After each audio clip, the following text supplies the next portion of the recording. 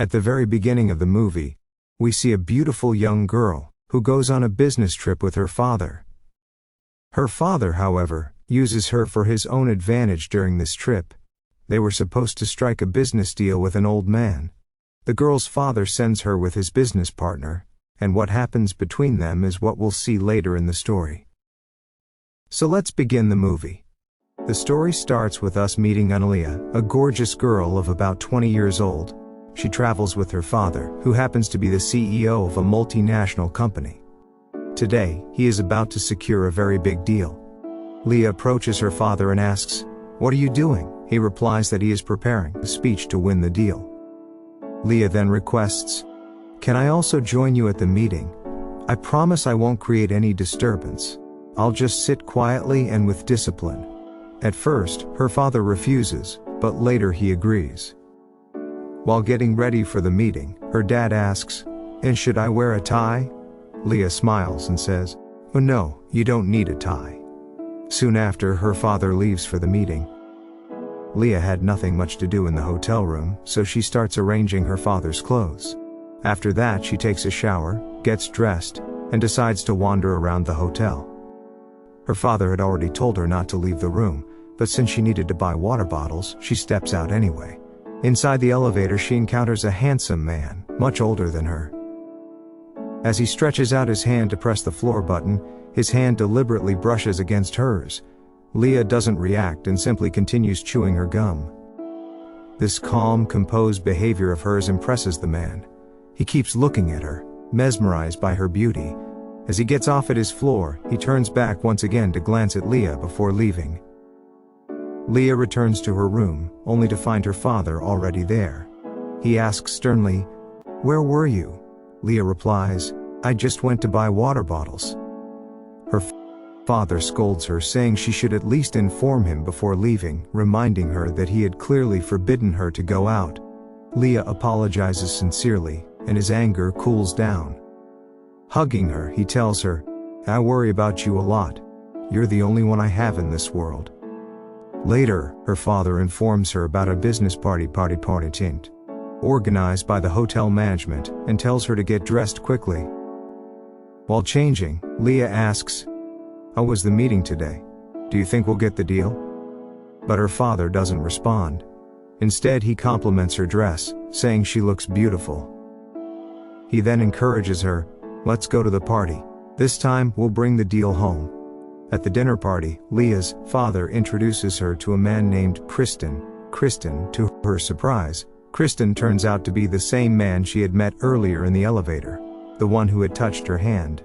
Leah's father takes Kristen aside to discuss business. Leah tells her father firmly, "Make sure you bring the deal this time." While the two men engage in discussion, Leah mingles with other guests at the party. From a distance, Leah notices her father and Kristen arguing intensely. Feeling worried, she approaches her father and offers, "Can I help in some way?" Her father, already stressed, snaps at her angrily, "Can you get me that deal? If you can, then go ahead." He lashes out, frustrated with her constant questioning. Hurt and embarrassed, Leah bursts into tears in front of everyone and rushes out to the hotel terrace. There she finds Kristen already standing. He casually asks her, "Did you enjoy the party?" Wiping her tears, Leah replies, "So not really." Smoking his cigarette, Kristen comes closer, takes off his scarf, and gently wraps it around Leah's neck, saying it's too cold outside. Leah doesn't protest. He then asks where she lives. Leah explains, "And my father travels a lot for business, so I keep moving with him. But originally we lived in Switzerland. I also spent a long time in New Zealand, which is my father's hometown." Kristen curiously asks, "Don't you ever feel lonely, moving around so much?" Leah answers, "Not really, because traveling allows me to meet new people everywhere I go." Her words impress Kristen. But what Leah didn't know was that Kristen was the very man who had the power to give her father the deal. He was the one and purchasing manager John of the other company, and his decision would determine whether the contract was signed. Leah politely returns his scarf, saying her father must be looking for her, and leaves. Later we see Leah sitting in on a business meeting with her father and Kristen. Her father argues passionately, "You should give me the contract. I'm offering top quality carpets at very low prices." But Kristen smirks and says, "Lower your price even more, then I'll consider it." While her father explains the details of his products, Kristen is barely listening. His eyes are fixated on Leah. Nervously fiddling with her handbag, Leah can feel Kristen's gaze. Sitting right beside her, he begins to touch her inappropriately under the table.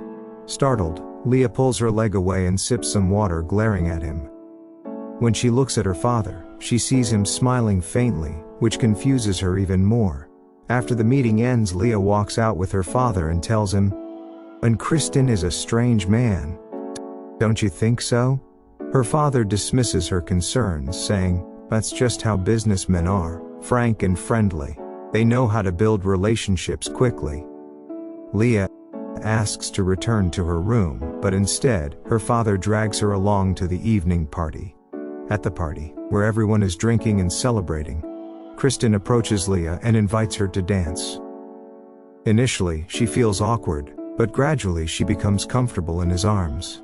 She glances over at her father, wanting to talk to him, but finds him already busy flirting with another woman. Slowly, Kristen leads Leah away from the crowd. She keeps glancing at her father, wondering why he isn't stopping her. She had never seen him so carefree with her before. As the dance grows more intimate, Kristen leans in and kisses her. Leah, still confused, looks toward her father. Shockingly, he notices but walks away deliberately, almost as if he wanted Leah to get closer to Kristen. Completely puzzled, Leah hesitates, but when Kristen whispers, "Let's go somewhere else," she agrees. Kristen takes her hand and leads her to his room. Offering her a drink, he comes from behind and starts kissing her neck. Soon, they grow physically intimate. Afterward, Kristen abruptly leaves, while Leah sits alone, confused and hurt, not understanding why he walked away. She returns to the party hall, searching for her father.